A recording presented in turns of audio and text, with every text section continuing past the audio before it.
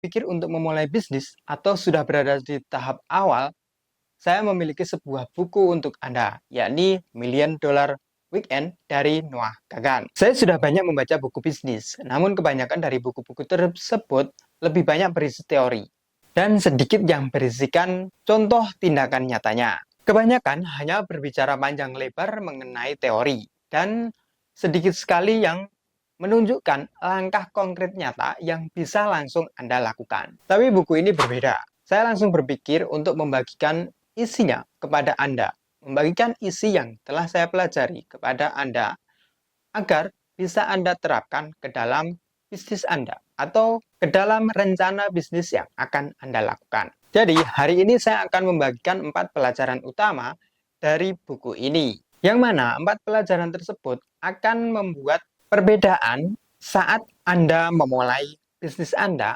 atau sedang memulai bisnis Anda sendiri. Jadi langsung saja mari kita ke pelajaran yang pertama dari buku Million Dollar Weekend ini. Pelajaran pertama yang benar-benar mengubah cara pandang saya bisnis adalah tentang bagaimana menghadapi penolakan.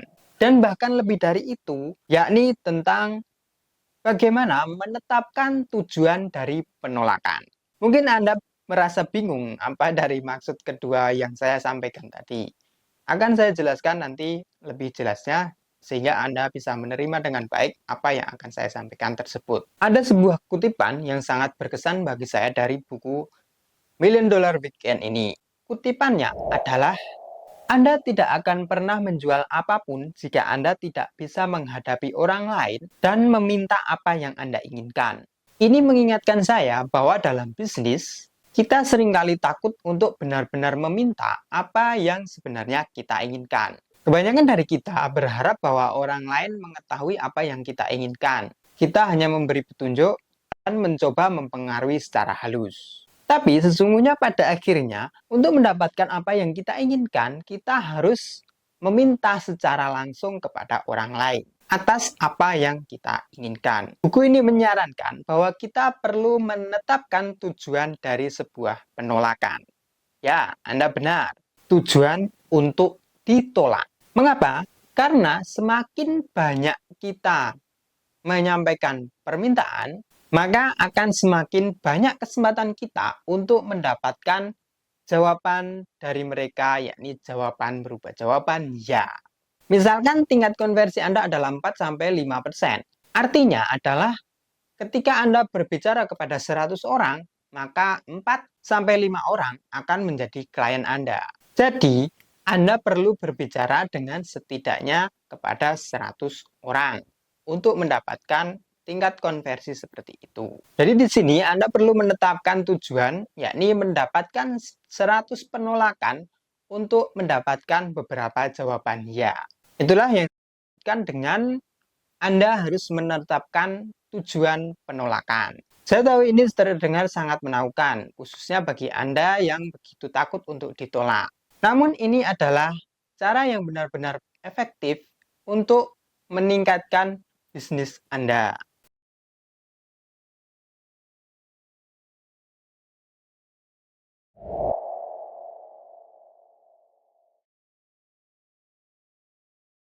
Kita seringkali lupa bahwa bisnis bukanlah sesuatu yang harus dijalani langkah demi langkah dan pasti dijamin berhasil. Eksperimen adalah kunci untuk menemukan apa-apa yang benar-benar bekerja, apa-apa yang benar mendapatkan hasil. Saya seringkali merasa takut bereksperimen karena dalam pikiran saya, bisnis itu adalah sesuatu yang sudah ditentukan jalannya, sesudah ditentukan langkahnya, di mana ketika saya sudah melakukan semua langkah itu dengan benar, maka saya dijamin sukses. Tapi pada kenyataannya tentu tidak seperti itu. Eksperimen dalam bisnis itu artinya bahwasannya kita melakukan percobaan dan di mana dalam percobaan itu, dalam eksperimen itu, belum tentu apa yang kita lakukan itu akan berhasil. Ini mungkin terasa menakutkan, tapi mengambil keputusan yang salah itu akan lebih baik daripada Anda tidak mengambil keputusan sama sekali. Karena keputusan yang salah setidaknya memberi Anda umpan balik, memberi Anda data tentang apa yang berhasil dan tentang apa yang tidak berhasil, sehingga bisa menjadi pembelajaran untuk masa yang akan datang dalam membuat keputusan yang lebih benar. Sebaliknya, jika Anda tidak membuat keputusan, maka tidak akan ada momentum apapun. Pernahkah Anda merasa terjebak dan tidak tahu harus? Itu adalah perasaan yang tidak menyenangkan, khususnya ketika Anda baru memulai membangun bisnis. Karena tanpa adanya momentum, Anda tidak tahu, tidak akan mendapatkan umpan balik, tidak akan mendapatkan data yang mana bisa digunakan untuk mengambil keputusan yang benar di masa yang akan datang. Bahkan jika langkah yang Anda ambil saat ini salah, itu akan tetap membawa Anda ke langkah yang benar jika Anda tidak berhenti untuk mencobanya. Pelajaran ketiga dari buku ini adalah pentingnya dalam melakukan validasi pasar. Saya selalu berbicara tentang validasi pasar, karena ini sesuatu hal yang tidak boleh dilewatkan dalam membangun bisnis. Jangan pernah meluncurkan produk atau layanan jika Anda belum melakukan validasi pasar ini terlebih dahulu. Jangan pernah meluncurkan.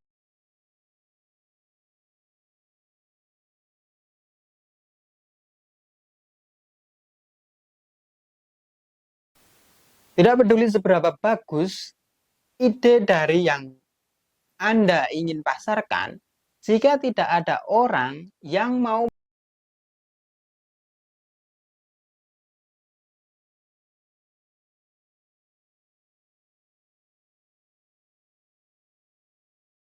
validasi pasar ini sebenarnya bisa dilakukan dengan sangat sederhana, sangat cepat, dan mudah.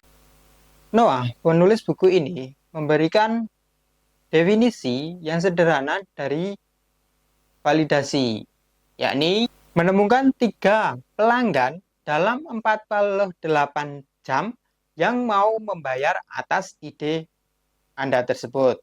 Tidak perlu berpikir panjang, tidak perlu menunggu semuanya harus sempurna. Anda hanya perlu mencari 3 orang yang bersedia membayar untuk ide yang Anda tawarkan tersebut.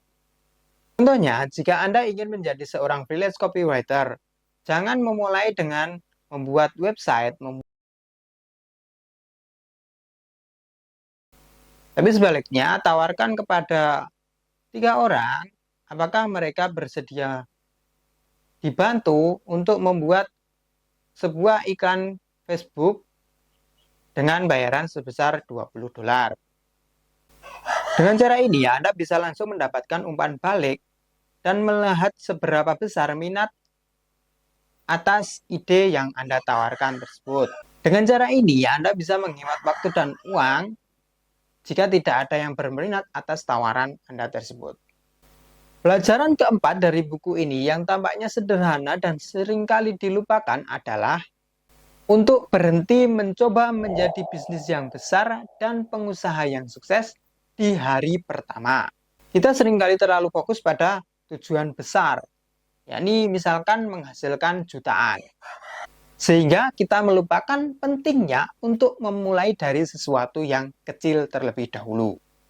Saya paham, Anda mungkin berpikir bahwa 10.000 tidak akan pernah cukup untuk membayar tagihan Anda.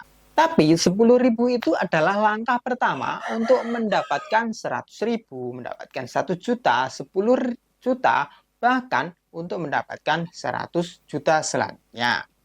Setiap pengusaha sukses yang Anda kagumi di luar sana itu memulai dengan menghasilkan sebesar 10.000 pertamanya mereka. Buku ini menekankan bahwa kebanyakan orang kesulitan untuk menghasilkan rupiah pertama mereka karena mereka terlalu fokus pada menghasilkan jutaan rupiah pertama mereka. Jadi daripada berfokus pada seberapa gunung yang harus Anda daki, tapi fokuslah pada langkah pertama yang perlu Anda ambil. Dengan cara ini, Anda bisa fokus memulai dari hal yang kecil dan kemudian untuk membangun bisnis yang besar. Apa versi kecil dari bisnis yang paling Anda impikan? Bagaimana Anda bisa mengambil tindakan? Ingat, Kita tidak sedang berfokus pada visi besar, tapi kita berfokus pada hal kecil yang bisa Anda lakukan sekarang juga. Sebelum saya mengakhiri video ini, saya ingin memberikan bonus kutipan yang benar-benar menginspirasi saya, yakni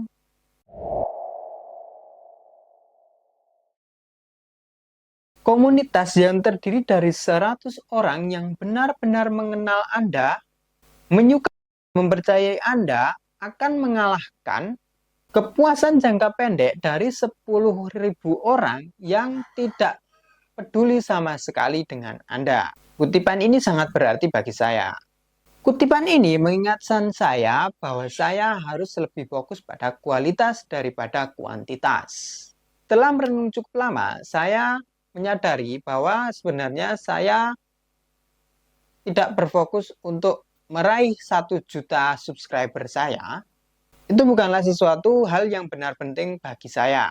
Tujuan saya adalah memiliki 100 subscriber yang benar-benar memperhatikan, memberikan komentar dengan wawasan yang mendalam pada setiap video saya, dan kita bisa membangun percakapan dan menjadi teman bisnis. Itulah hal yang membuat saya bersemangat. Itulah alasan saya membuat video di YouTube. Jadi, jika Anda melihat video ini hingga selesai, saya sangat menghargai Anda. Saya tidak pernah perhatian Anda, dan saya harap saya dan Anda bisa terus terhubung dan tumbuh bersama. Terima kasih sudah menonton video ini. Saya benar-benar berharap Anda bisa menerapkan salah satu pelajaran dari buku yang sudah saya bagikan pada Anda dalam video ini ke dalam bisnis Anda. Kira-kira pelajaran mana yang akan Anda lakukan dalam bisnis Anda? Silakan tulis di kolom komentar. Saya akan sangat senang mendengar komentar dari Anda dan mari kita saling mendukung.